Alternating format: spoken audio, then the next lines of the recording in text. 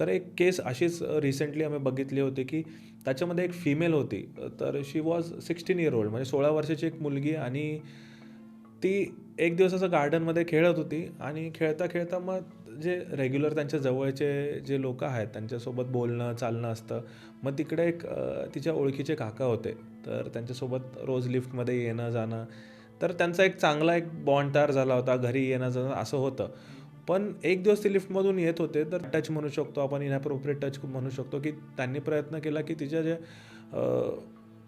जे private parts आहेत त्याच्यावर त्यांनी हात लावण्याचा प्रयत्न केला. आणि ती 16 वर्षाची असल्यामुळे तिला या गोष्टींचं थोडंसं अवेअरनेस होतं.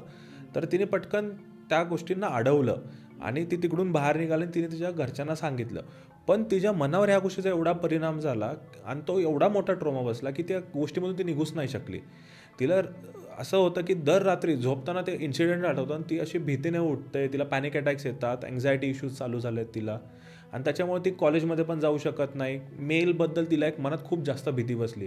कोणताही मेल आजूबाजूला बघितला तर तिला असं वाटतं की कोणतरी माझा गैरफायदाच घेईल.